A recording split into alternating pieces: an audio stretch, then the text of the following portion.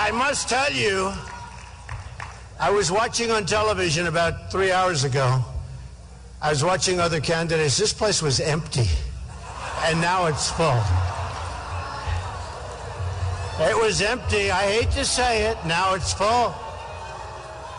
It's tough. I wonder. I know. Thank you, darling. And I was waiting on you. But I guarantee Carl Cameron and the people in the media will not report that. I guarantee. Because I know how their minds work.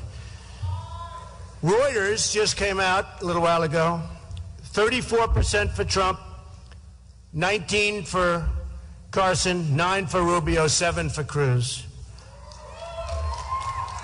Florida, well, I have an advantage because I have thousands of jobs in Florida. You know, we have Doral, we have many buildings on the beach, we have Mar-a-Lago, we have a lot of different places. So I have an advantage, but Florida, a very, very new poll, 37% for Trump, 16 for Rubio.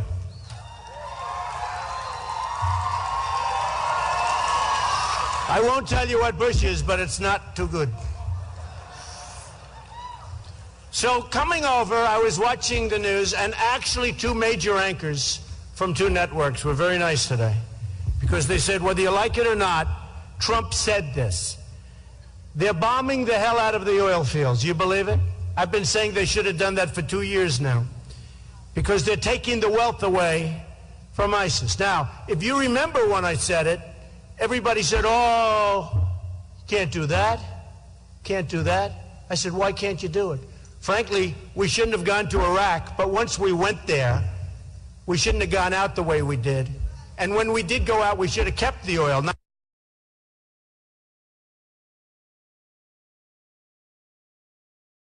just bombed the oil. We should have kept the oil. And we should have given the families of the great soldiers that were killed and badly wounded and badly injured, and our wounded warriors, we should have given them a lot of money from those oil fields. We got nothing. We got nothing. We got absolutely nothing. So now they're bombing the oil fields, and it's about time. Correct. Stand up, whoever said that. That's very smart. Stand up, darling. Beautiful. It is about time. And 2 of the anchors got on and they said, whether you like it or not, Donald Trump predicted it, and he said that's what you should do. You know, it's interesting. I wrote a book in 2000, and in the book, I mentioned Osama bin Laden. I said, bad guy, he's going to do damage to our country, and we better do something to stop him. This was 2 years before the World Trade Center came down, through him, auspices of him. And another anchor, a great one, Joe Scarborough, on the show the other day, somebody gave him the book, said, look at this, Trump predicted 2 years before this happened, 18 months to be exact. He had the name Osama bin Laden in a book, The America We Deserve, which was a book I did. Successful book. My new book is really successful, Crippled America. Really, I hope everybody's going to go out and buy it. That's really successful. But he said, whoa, when did he say Osama bin Laden's going to come and do damage? This was before the World Trade Center came down, Joe. Whoa! He goes, whoa! Well, you know, you have to know what you're doing, and we need people that know what they're doing. So you just take a look. Now we're on a subject that I think I know a lot about. It's called immigration. And had I not come out in my now famous opening remarks at Trump Tower when I announced that I was running for president, and had I not talked about illegal immigration, I don't even think you'd be talking about it today. Because I watched Ted Cruz and I watched Marco Rubio. They're fighting over who's tougher. Who's tougher? Well, let me tell you something. I was tougher when it wasn't very politically popular to be tough. And I took a lot of heat. Rush Limbaugh said nobody has ever taken more incoming, an expression I never heard in that context, talking about the media. But nobody's ever taken more incoming than Donald Trump. And I did. I was taking a lot of abuse from those characters right back there. A lot of abuse.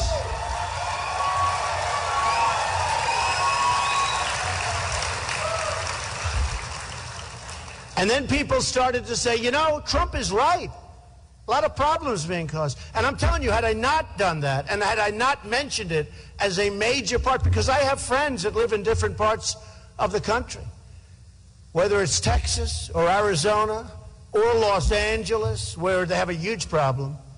And I knew what was going on in the country. And it's a serious problem. It's a really serious problem. And you have great people that have come into this country illegally. But you have some very bad people. You take a look at some of the gangs in LA, rough gangs. These are rough dudes. If I get elected, if I become president, those people are out of here. Those guys are gone, and fast. I mean gone. They're coming back, and we're going to put them where they came from. We're not going to put them in our care of them for 45 years. Not going to happen that way. It's not going to happen that way. So they're gone. And we're going to build a wall, and it's going to be a real wall. It's not going to be one of these little walls where they ride jeeps over the top, loaded up with drugs, and screw up our cities and the lives of our children and everybody else. There's going to be a real wall. It's going to be a Trump wall. Okay? It's going to be a real wall. I know how to do it, believe me. You know, something I never talk about, OPO, the old post office, great building in Washington, D.C. Exactly in between the White House and the Capitol on Pennsylvania Avenue. I'm building it. Everybody wanted that building. I got it. In the Obama administration. Can you believe? Most sought after property probably in the history of GSA. Everybody. Every hotel company wanted it. Waldorf Astoria. Everybody. All the hotel companies. Hyatt wanted it. Pritzker is the biggest backer of Obama. They wanted it. And I got it. And I got it for a specific reason. We had the greatest plan, the best plan. We had the best or among the best financial statements because they want to make sure it is done and done right. And the GSA folks are fantastic and great professionals, I have to tell you. But in the Obama administration, I got it. And now it's ahead of schedule. It's going to open in 2017. Now we think we're going to get it open in November or before November of 2016. So almost a year ahead of schedule. So we're ahead of schedule, under budget. Aren't they nice words when you hear about these projects that this country builds where they're 1,000 times over budget? So I'm under budget, ahead of schedule. It's going to be, I think, the greatest hotel in America. I already have the greatest hotel in America. It's in Chicago. But the greatest hotel in America. It's going to be something that's going to make a lot of people proud. But I know how to build. And that wall is going to be a real wall. And that's going to be a really powerful wall. And it's going to be a beautiful wall because someday they'll probably name it after Trump. It's got to be beautiful. It's true. The Trump Wall. It'll be called the Trump Wall. And it's going to have a door in it, a big, beautiful door, because people are going to come into the country, because I want them to, and so do you, but they got to come in legally. They got to come in legally. They've got to come in legally. And I said the bad ones are going out so fast, and that's going to take place before we even start the wall. You know that Hillary Clinton and the worst. She will be so bad. She will set this country back so far, so fast. If we have to go through 4 years of this bedlam, of this turmoil with Clinton, where the whole world blew up around her. You look at what she's done as Secretary of State. The whole world blew up. It's like we're a different world. ISIS, Iraq. Look at all the bad things. Libya, Benghazi.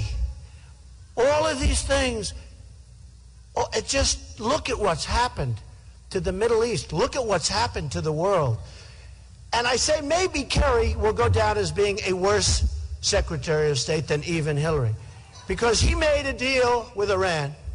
that could be one of the most incompetent transactions I've ever witnessed in my life, of any kind. Of any kind. Of any kind. So, we're going to get the bad dudes out. We're going to build that wall.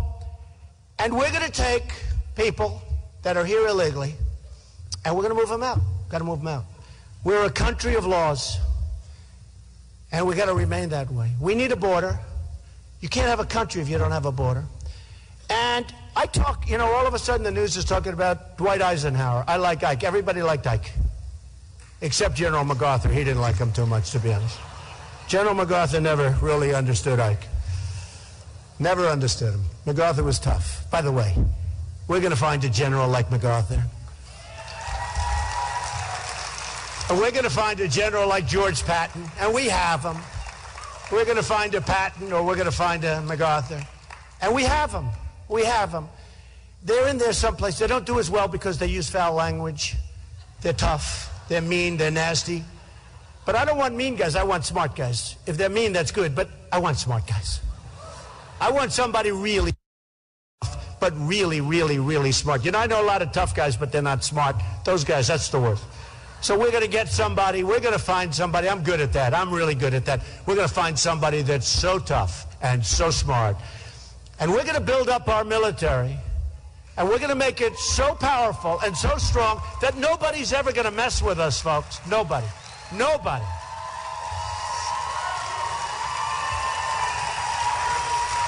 And we're going to take care of our vets. We're going to take care of our vets who are not being treated in many cases as well as the illegal immigrants. You got the illegal immigrants being treated better than our vets. So we're going to do that. And we're going to, by the way, we're going to terminate Obamacare, and we're going to replace it with something much better. Much, much better. But because the topic is so hot, I'm just going to finish off with immigration. We're going to triple up the number of the Border Patrol. These Border Patrol guards are phenomenal. I met them. I was in Laredo, Texas, a couple of months ago. These are tremendous people. They want to do their job. They can't. They're told to stand down. Stand down. People walk right in front of them, wave at them. Hi, hi, hi. Guess what? I just became an American citizen, and all of these suckers out here are going to pay for me for the next 85 or 90 years. That's what's happening. So they're told to stand down. When I'm there, they're not going to be told to stand down. They're going to be told just the opposite. Believe me. Believe me. And we're going to triple up the number. Now, with Eisenhower's plan, you know, a lot of people never heard of it. Now, all of a sudden, they say, oh, there was no plan. Now they found out I was right. Just like I'm right about the anchor babies. Turned out I was right on the anchor babies. Okay? You can't come into the country. You're illegal. You come down, you sit down, you have your baby, and we take care of the baby for the next 85 years. Everybody said, well, you need a constitutional amendment. It'll take 15 years. It'll never happen. You don't. You don't. You need a simple act of Congress. You might not even need that. And for years, people thought, you go to Mexico, try having a baby in Mexico and say that baby's going to be a Mexican citizen. Try it. They would laugh at you so hard. They would laugh so hard. We're run by incompetent people. Our leaders are incompetent. They're incompetent people. And I know many of them. And not only don't they have business ability, not only don't they have heart, they don't have common sense. And a lot of it's common sense. And a lot of it's leadership. And we certainly have no leader. That I can tell you. So, we're going to triple up the ICE officers. We're going to go nationwide E-Verify. And what people don't say about Eisenhower is when they moved him out, when they started moving him out, they moved out at least 1.5 million. And also with Truman, they moved him out. Do you know what happened? People started seeing they're moving them out, and people started leaving. Many people started leaving. They said, oh, man, this is too tough. We're getting out of here. And huge numbers of people just left. And we need it from a job standpoint because these people are taking jobs away from our people. We have close to 100 million people. You know, our real number for jobs, unemployment, is down to 5.2. Let me tell you, every place I go, I have 10,000 people, 5,000 people. I just told you, this room was empty on television 2 hours ago. Now it's full. If you had a real 5.2% unemployment, this room would be empty and I wouldn't be drawing 25,000 people to speeches. Believe me. Believe me. That's the way it is. Now, we're going to defund sanctuary cities because sanctuary cities are a disgrace. They're a disgrace. You look at, I have property. I have a great property in San Francisco. The Bank of America building. I love San Francisco. When Kate was brutally killed, shot in the back, by an illegal immigrant who was probably here more than 5 times. They say 5 times. We're not going to let that happen again. When a wonderful veteran, 66-year-old woman, was raped, sodomized, and killed in Los Angeles, I'm not going to let that happen anymore. I'm not going to let it happen anymore. And we're stopping with the sanctuary cities. We're going to go detention, forget it. We're not going to do the catch. You know we do now? Catch, release. Catch, release.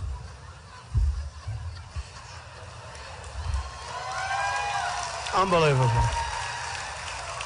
The birthright citizenship, the anchor baby, birthright citizenship, it's over. Not going to happen. Hundreds of thousands of people a year, coming from all over the world, by the way. It's over. Not going to happen. We are going to hire Americans first. We're going to take care of our Americans. You ever hear of the DREAM Act? The DREAM Act isn't for our children. The DREAM Act is for other children that come into the country. I want the DREAM Act to be for our children.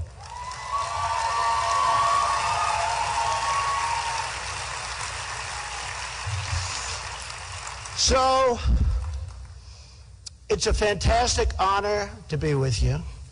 This was one of those deals that was very nice for me because I heard you're given 20 minutes to speak, and I'm right down the road in Palm Beach. You came up. I speak for 20 minutes, I get the hell out of here, and I've done a good job. You know, it's crazy. But I have a little bit of an expression before we leave. And I've been saying it more and more, and it's sad. The American dream is dead, but I'm going to make it bigger and better and stronger than ever before. We're going to bring it back, and we're going to bring it back better than ever before. The election that's coming up is so important because we can't go through another 4 years of gross incompetence, of division. Believe it or not, I'm going to bring people together. People say, oh, you're a very divisive figure. I'm not, actually. I'm not. I'm the opposite. I thought that Obama, and I hope that Obama, I said he's totally unqualified, but you know what? The one thing he's going to be a good cheerleader for our country. He's going to bring people together. He turned out to be a disaster as a cheerleader. And he turned out to be totally divisive. Totally divisive. Who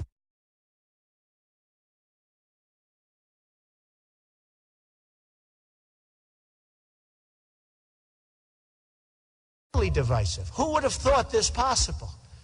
So not only has he been a terrible president, but he's been a divisive president. And it's not going to happen. So I'm going to end with a statement. I see hats all over the audience. You know what the statement is, right? Do you know what the statement is, folks? Right? Look. That's right. Do you know that, right? You know it. This hat's become very popular. We are going to make America great again. We are going to make America better, and I really believe this, better than ever before. We are going to win a trade. We are going to start beating China. We have a trade imbalance of China this year should be about $505 billion. You believe that? With Japan, $70 billion. With Mexico, who will, by the way, pay for the wall. With Mexico, we have an imbalance of $45 billion and growing all the time because Ford is moving there. Nabisco, they make Oreos, they're moving to Mexico. I'm never eating another Oreo again, I'm telling you. Never. But we're going to make America great again. We're going to make America better than ever before. And we're going to win so much. You people are going to be so proud of your president. We are going to win so much. We're going to win on trade. We're going to win at military. We're going to win with health care. We're going to win. We don't win anymore. We don't win anymore. Nobody can talk about when was the last time we had a victory. We don't have victories anymore. We're going to win so much. And you're going to be very, very proud of your country. Thank you very much. Thank you. Thank you very much. We will make America great again.